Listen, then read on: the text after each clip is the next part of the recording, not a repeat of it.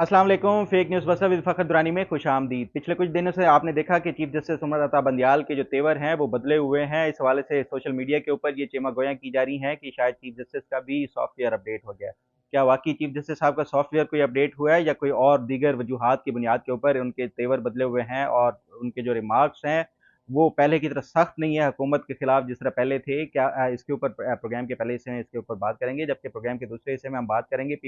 जो आज कराची के मेयर के इलेक्शंस है उस हवाले से काफ़ी आपने देखा कि गर्मा गर्मी है पीपल्स पार्टी और जमात इस्लामी के दरमियान।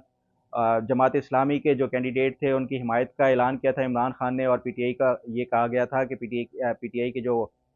जितने भी अरकान हैं वो जमात इस्लामी के हक में वोट देंगे। लेकिन आज आपने देखा मीडिया की जो रिपोर्ट्स थी कि जितने भी पीटीआई के अरकान हैं वो उन्होंने बाइकआउट का ऐलान किया और इलेक्शन जो मेयर के इलेक्शन थे उसमें हिस्सा ही नहीं लिया। तो इस हवाले से ये भी चेमा गोयां की जा रही हैं कि पीपल्स पार्टी ने तमाम 30 के 30 जो अरकान हैं पीटीआई के उनको ख़रीदा है और मेयरशिप के लिए। तो क्या वाकई पीपल्स पार्टी ने ये तमाम अरकान को ख़रीदा है जो पीटीआई के अरकान थे या कोई और वजूहात हैं? इसके ऊपर भी बात करेंगे।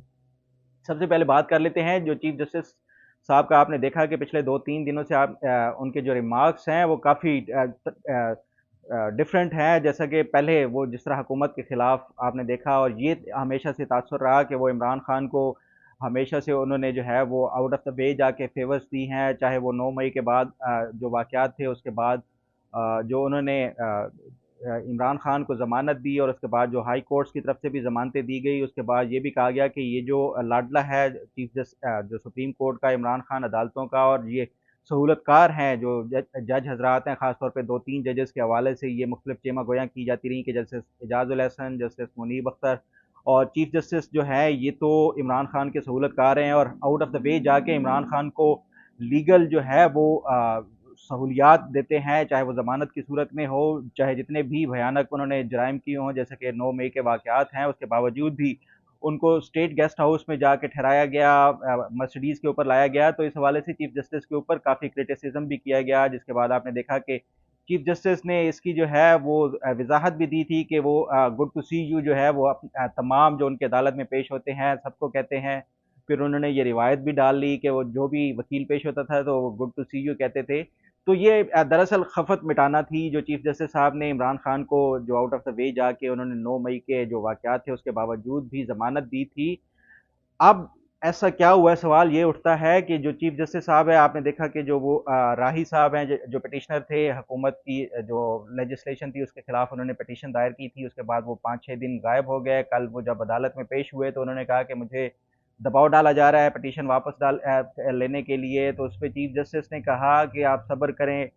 फिर ये भी रिमार्क्स है कि जो है मरूज़ी हालात को भी देखना पड़ता है। फिर उससे पहले आपने देखा कि एक और केस में भी उन्होंने ये रिमार्क्स दिए कि जो माशी सूरत हाल है जो अदालतों को वो भी मद्देनज़र रखना पड़ता है। तो ये तमाम तर जिस तरह वो एक जो चीफ जस्टिस साहब हमेशा से वो रूल ऑफ लॉ और उसकी बात करते हुए बिल्कुल किसी भी किस्म का कंप्रोमाइज़ ना करने का उन्होंने तहैया किया हुआ था। लेकिन अब ऐसे वाज़े महसूस होता है कि चीफ जस्टिस साहब जैसे कोई कंप्रोमाइज़ कर रहे हैं या फिर वो बिल्कुल बेबस हो गए हैं कि उनकी जो रिट ऑफ द जो सुप्रीम कोर्ट है, जो जजेस के जो जितने भी फैसले हैं उनकी इम्प्लीमेंटेशन का आपने देखा कि जो अदालतों के जो फैसले ज़मानतें दी जाती थी तो पुलिस उनको दोबारा से पकड़ना शुरू हो जाती थी। तो शायद ये भी एक वजह हो सकती है कि जो सुप्रीम कोर्ट के फैसले हैं या हाई कोर्ट्स के फैसले हैं उनकी अमल दरामद ना करने पे हुकूमत ने हो या जो उसके साथ साथ इस्टेब्लिशमेंट है उन्होंने इनको अपना जो है वो जो सुप्रीम कोर्ट और ये जो हाई कोर्ट्स है उनकी औकात याद दिलाने के लिए कि ये लॉ इन्फोर्समेंट एजेंसीज ही हैं या जो एग्जीक्यूटिव ही होती है जो अदालतों के अहकामात के ऊपर अमल दरामद करती है। अगर इस तरह आउट ऑफ द वे जाके कोई जो है वो मुल्ज़िमान को इस तरह वो फेवर्स देंगे तो उसके बाद फिर ये अदालतों के जो फैसले हैं उसके ऊपर एग्जीक्यूटिव और जो लॉ इन्फोर्समेंट इदारे हैं वो भी पाबंद नहीं होंगे अमल दरामद कराने के। एक तो लोग ये कह रहे हैं कि ये रीज़न हो सकती है, दूसरा लोग ये कहते हैं कि शायद इनका जो है वो सॉफ्टवेयर भी अपडेट हो गया हो, जिसकी वजह से ये अब हुकूमत के हवाले से कोई इस तरह का सख्त फैसला नहीं दे रहे। हालांकि 14 मई के जो इलेक्शंस के हवाले से हुकूमत ने ओपनली जो तौहीन अदालत की उसके बावजूद भी चीफ जस्टिस साहब ने या जो 3 रुकनी बेंच है जस्टिस एजाजुल हसन और जस्टिस मुनीब अख्तर उन्होंने अभी तक कोई कॉन्टेम्प्ट ऑफ कोर्ट की उसमें जो है ना नोटिस जारी किया है, ना इलेक्शन कमीशन को, ना उसके साथ साथ जो गवर्नमेंट को या प्राइम मिनिस्टर को। तो ये भी क्वेश्चन रेज़ किया जा रहा था कि क्या ये वाक़ई चीफ जस्टिस साहब को प्रेशराइज़ कर लिया गया है या उनका सॉफ्टवेयर अपडेट किया गया है? जो मैं समझता हूँ इसकी मुख्तलिफ वजूहात हो सकती हैं, लेकिन उसमें 2 जो मेन रीज़न्स हैं जो मेरी नज़र में, जिसकी वजह से जो चीफ जस्टिस साहब हैं अब उनका वो जो एटीट्यूड है या गवर्नमेंट के साथ जो बर्ताव है वो उस तरह का नहीं है जो आज से कुछ महीने पहले था, जिस तरह वो गवर्नमेंट को हर सूरत में जो इलेक्शंस के हवाले से भी प्रेशराइज़ करते थे और उसके साथ-साथ जो दीगर भी कोई फैसलों में फैसला जो इम्प्लीमेंटेशन का मामला होता था, तो चीफ जस्टिस साहब दबंग तरीके से हुकूमत को वो अहकाम जारी करते थे। तो उसकी जो मैं समझता हूँ पहली रीज़न है, एक ये है कि जो चीफ जस्टिस साहब जो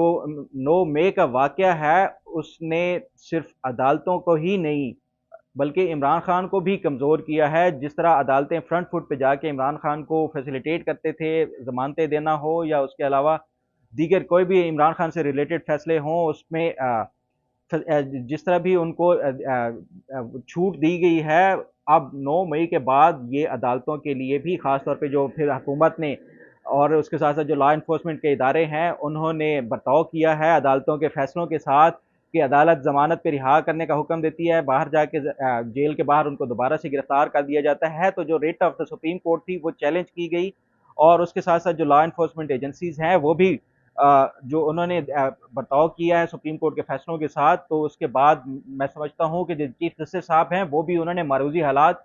को ये भांपते हुए कि ये जो 9 मई को वाक़यात हुए इमरान खान ने किए या उनके जो फॉलोअर्स हैं या उसके साथ-साथ पीटीआई के दीगर लीडरान ने इंसाइट किया है वायलेंस को या इस तरह की जो बिल्डिंग्स के ऊपर हमले किए गए हैं सेंसिटिव इंस्टॉलेशंस के ऊपर, उसके बाद सुप्रीम कोर्ट के पास भी या उनके जजेस के पास भी शायद वो मॉरल रिट और अथॉरिटी नहीं रही कि वो उस तरह हुकूमत को एक्सर्ट कर सकें और प्रेशराइज़ करके कोई भी फैसला हो उसके ऊपर अमल दरामद करा सकें। इसी वजह से मैं समझता हूँ कि जो इलेक्शंस वाला भी जो मामला है वो लटक गया। अगर सानिया 9 मई ना होता या जिस तरह मिलिट्री इंस्टॉलेशंस के ऊपर हमले किए गए, अगर वो ना होता तो आज मैं समझता हूँ हालात बिल्कुल डिफरेंट होते। शायद ये हुकूमत भी इस टाइम ना होती जो पीडीएम की है या उसके साथ-साथ अब तक इलेक्शंस के हवाले से कोई ना कोई फैसला हो चुका होता, जिसमें एक ऑप्शन ये भी हो सकती थी कि सुप्रीम कोर्ट जो है वो प्राइम मिनिस्टर को भी जो कंटेम्प्ट ऑफ कोर्ट के नोटिस में नाअहल कर सकती थी। ऐसा इसी वजह से जो इमरान खान ने जल्दबाजी की और जो ओवर कॉन्फिडेंस में आके उसने इदारों के ऊपर चढ़ाई कर दी, उसके बाद मैं समझता हूँ हालात टोटली डिफरेंट हो गए। सुप्रीम कोर्ट हो या जो जजेस जो इमरान खान के जो समझे जाते थे कि वो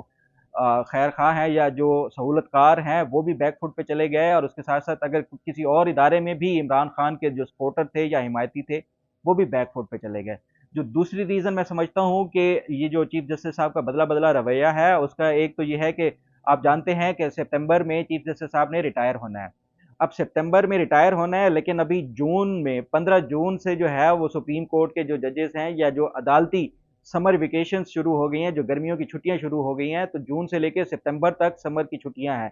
तो इफ़ेक्टिवली या एक्टिवली जो चीफ जस्टिस साहब भी जब छुट्टियों पे जाएँगे, उसके बाद वापस आएँगे, तो उन्होंने रिटायर हो जाना है।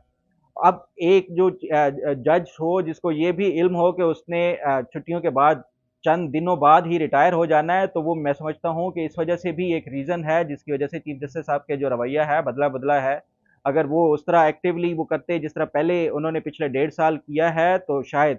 फिर उनको भी ये इल्म है कि उनकी रिटायरमेंट के बाद हो सकता है कि ये जो हुकूमत है या आने वाले जो जजेस हैं, क्योंकि इन्होंने जजेस के साथ भी बिगाड़ ली थी, तो ये जजेस भी हो सकता है इनको वो रिटायरमेंट के बाद कोई तंग कर सकते थे या जो पेंशन रुक जाती हुकूमत की तरफ से, तो इस तरह के ये तमाम तर जो फ्यूचर को वो देखते हुए कि अब उनके पास जो एक्टिवली जो चीफ जस्टिस के तौर पे वो बहुत कम वक्त रह गया, इस वजह से जो वो जो है उनका जो जुडिशियल एक्टिविज्म था वो कमज़ोर हो गया है। तो ये 2 रीज़न्स हैं मैं समझता हूँ, बाकी हो सकता है कि प्रेशराइज़ भी किया गया हो उनको एस्टेब्लिशमेंट की तरफ से कि ये जो जीएचक्यू है या जो कोर कमांडर हाउस है या दीगर मिलिट्री इंस्टॉलेशंस थी, वो हमारी रेड लाइन है, उनको क्रॉस किया गया, उसके बावजूद भी आपने जो है ये जो प्रिंसिपल अक्यूज़्ड है इमरान खान जो कि मास्टरमाइंड करार दिया जा रहा है, उसको आपने इस तरह ब्लैंकेट रिलीफ दे रहे हैं, तो ये इस तरह नहीं हो सकता। फिर फ्यूचर में कोई सुप्रीम कोर्ट के ऊपर जो जितने भी फैसले हों या अहकामात हों, उनके ऊपर अमल दरामद ना हुआ, तो फिर लॉ एनफोर्समेंट एजेंसीज़ भी ज़िम्मेदार नहीं होंगी, तो एक रीज़न ये भी हो सकती है। अब बात करते हैं कि ये जो कराची में मेयर का इलेक्शन है, उसमें आपने देखा कि शुरू में जब ये इलेक्शंस हुए तो ये एक बिल्कुल वाज़े तौर पे तासुर उभर रहा था कि जो जमात इस्लामी के हैं हाफिज़ नईम साहब वो जीत रहे हैं और नेक्स्ट शायद वो मेयर होंगे। उसके बाद फिर आपने देखा कि वो एक्टिव हुए, काफ़ी जो पॉलिटिकल पार्टीज़ के लीडरान हैं उनसे भी मिले, इमरान खान के साथ भी मुलाकात की और इमरान खान ने उनको जो है वो ये वादा किया कि जो पीटीआई के अरकान हैं वो जमात इस्लामी के कैंडिडेट को वोट देंगे। लेकिन उसके बाद आपने देखा कि आज जो इलेक्शंस हो रहे हैं मेयर के इलेक्शंस कराची के, उसमें जो मीडिया रिपोर्ट कर रहा था कि जो पीटीआई के अरकान हैं 30 के करीब, वो उन्होंने बाइकआउट कर दिया है इलेक्शंस का। इस हवाले से ये भी टेमा गोयां की जा रही हैं कि ये बाइकआउट दरअसल ये पीपल्स पार्टी के कहने पे ही किया जा रहा है। ये भी इल्ज़ाम लगाया जा रहा है कि पीपल्स पार्टी ने जो है ये पीटीआई के तमाम अरकान के वोट खरीदे हैं। इस वजह से जो है ये जो एक जीता हुआ इलेक्शंस जो जमात इस्लामी थी वो पीपल्स पार्टी वो हार रही है और पीपल्स पार्टी जीत रही है। ये तो आने वाले दिनों में पता चलेगा कि क्या अगर इसकी इंडिपेंडेंट इन्वेस्टिगेशन हुई कि क्या वाकई ये पीपल्स पार्टी ने वोट खरीदे हैं पीटीआई के, या वो खुद उन्होंने अपने जो ज़मीर के कहने के ऊपर वोट नहीं दिया जमात इस्लामी के कैंडिडेट को। ये तो आने वाले दिनों में पता चलेगा। लेकिन बहरहाल जो ये इसमें कोई डाउट नहीं है कि जो आसिफ अली जरदारी हैं या पीपल्स पार्टी जो पॉलिटिकल मैनूवरिंग होती है उसमें बड़े हद तक और वो तेज़ हैं और ये इस तरह के कोई भी जोड़-तोड़ की सियासत हो उसमें ज़रदारी आसिफ अली ज़रदारी का जो है वो कोई मुकाबला नहीं है। शाम तक ये फैसला आ जाएगा। बहरहाल ये तो एक वाज़ेह हो चुका है कि मुर्तज़ा वहाब ही जो कराची के मेयर होंगे, क्योंकि जो हाफ़िज़ नईम साहब थे जमात इस्लामी को उनको अब वो बरतरी नहीं रही, क्योंकि पीटीआई के कैंडिडेट्स ने वोट का बाइकआउट कर दिया है। अब आने वाले दिनों में मज़ीद क्या पॉलिटिकल जो है वो डेवलपमेंट होती हैं, जैसे ही कोई इन्फॉर्मेशन होगी इंशाल्लाह आपके साथ शेयर करता रहूँगा। उम्मीद है आपको आज का प्रोग्राम भी पसंद आएगा। अल्लाह ताला आपका हामी नासिर हो। अल्लाह हाफ़िज़।